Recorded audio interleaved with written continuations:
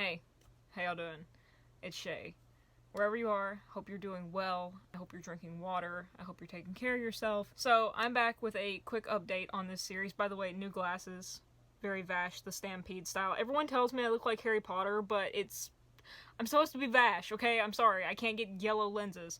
Anyway, more importantly, my internship is over. It's done. I had a great time.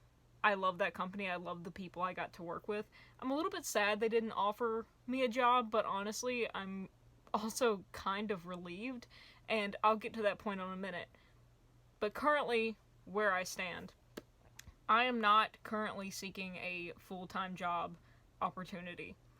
That is quite a turnaround from when I first made the goals for this series or started talking about this series, but there's a reason. So with my internship, it was never guaranteed that they were going to offer me a job, and they didn't. It's not because I didn't do a great job or I didn't fit in or anything like that. It's just that they weren't looking to hire anyone at the moment, which is, totally fine. It happens. Like I said, I wasn't expecting anything, so I wasn't too heartbroken or disappointed. Everything was left on absolutely lovely terms, and they actually reached out to a few different people in the industry with good recommendations for me, so that was really kind and really sweet of them. If those recommendations and reaching out to different people actually leads anywhere, I'll definitely let y'all know, but as of now, I'm not going to count my chickens before they hatch. Out of an internship, don't have a full-time job, what the heck am I going to do? Where do we stand?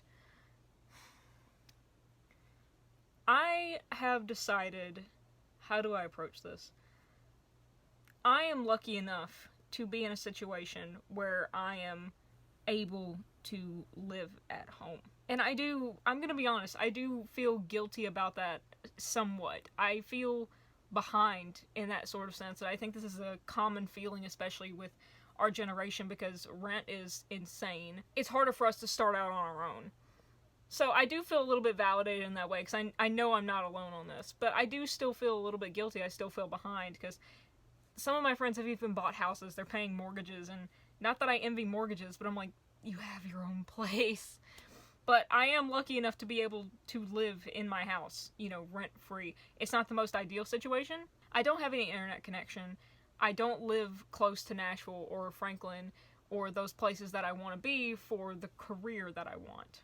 It wasn't an easy decision. Me and my parents actually talked a lot about this. Of course, they're supportive for me getting out on my own, but they also know how tough it is out there. And like I said, we talked it over, and it's going to be a better situation for me living at home, trying to make it work, rather than going to any apartment I can find, which typically minimum in this area, it's like $1,500 for a studio apartment. That's not including utilities, that's not including groceries, that's not including all this other stuff. So I really took a look at my past decisions and my future, and after talking with my parents, especially my mom was talking about how, your 20s, this era of your life, really lays the groundwork for what you want to do in your 30s. And as we were talking about me possibly moving out and having to find a job to support that, I was like, yeah, I could at least, find a part-time job and somehow make it work by doing engineering on the side or studio gigs on the side or finding time to do YouTube. And my mom pointed out, she's like, yeah, but that's time that you could be spending actually working in the studio, or that's time you could be spending working on YouTube. Yes, I know you want to move out, and yes, you need money for these things, but that's time that you could be spending progressing towards these goals, and you'd probably be miserable spending that time as a trade-off. And she's absolutely right. I have always looked for decisions in terms of stability, as in what I think the safest plan is. I don't really take a lot of leaps. I take some risk, depending, because I'm pretty impulsive. But for the most part, especially when it comes to money, because I've grown up in a working class household, I'm extremely, extremely cautious. It took me until my senior year of college to realize that I want to go to school for engineering and that I want to do music.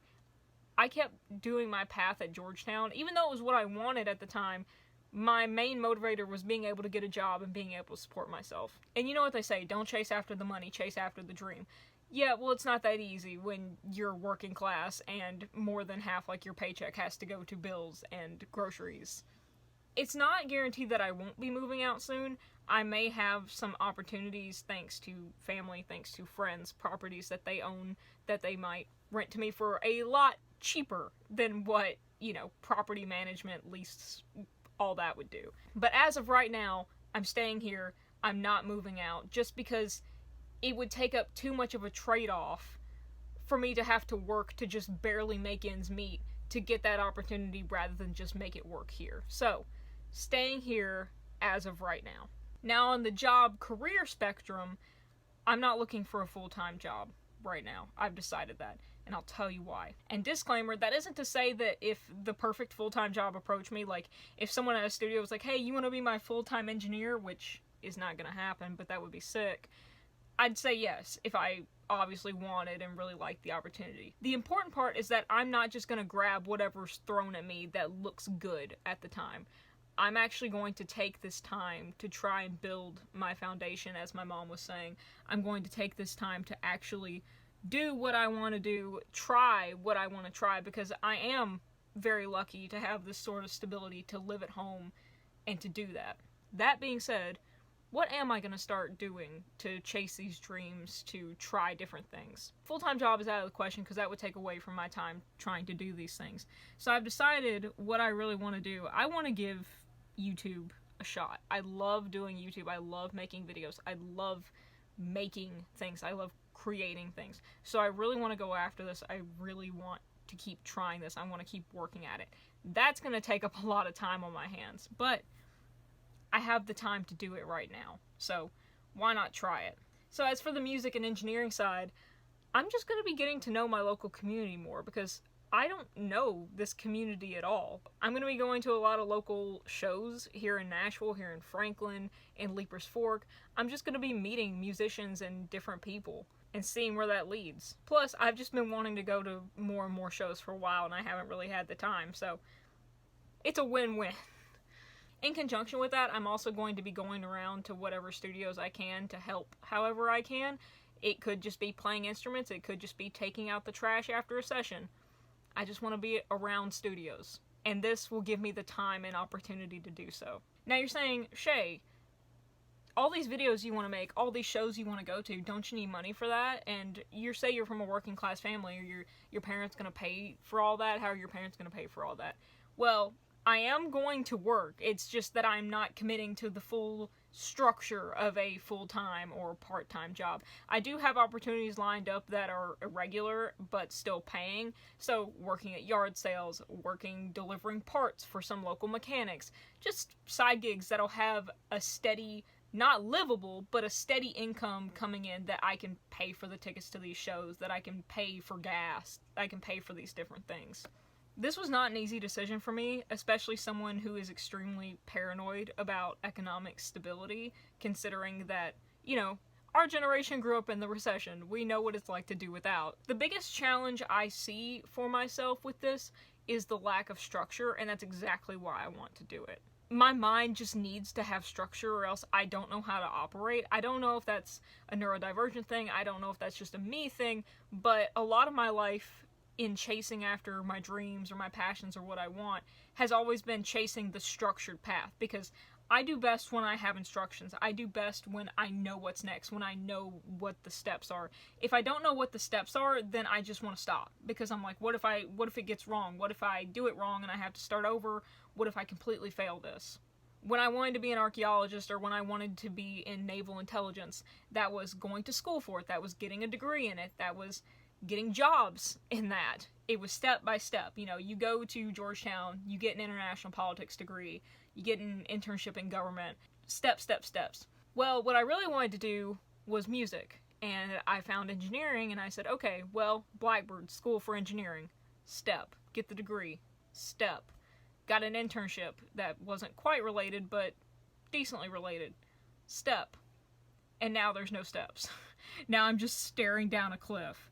And I realize this is going to sound like common sense, because it is. There are no steps for the careers I want to do. For a lot of careers and passions out there, there are steps. There is a set path, and that's great. But for what I want to do, my ultimate dreams of what I want to do, YouTube, making things, making videos, and engineering, there is no set path.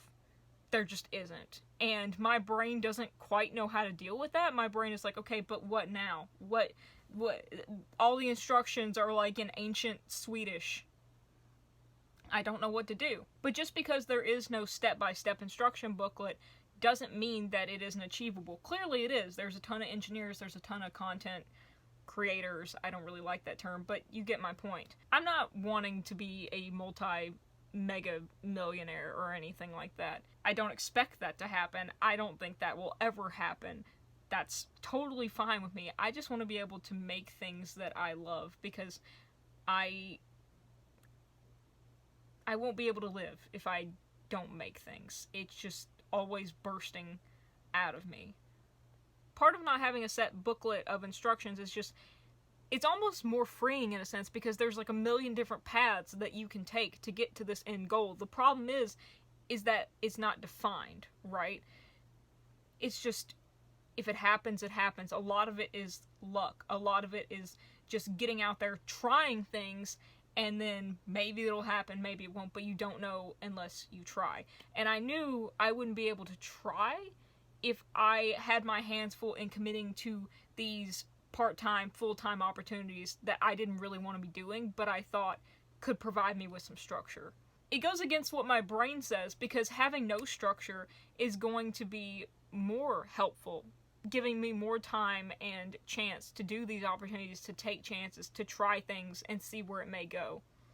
I may totally fail. I may end up working an office 9-to-5 job. No, I will not. Chey, don't even say that, because I could not. I may not end up making YouTube videos or creating things for the rest of my life. I may not end up an engineer. I don't know where life's gonna take me.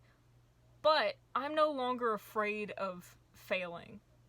And that's really where me wanting structure comes in, is not wanting to fail, to have that step-by-step guide so I don't fail. I don't have a choice here.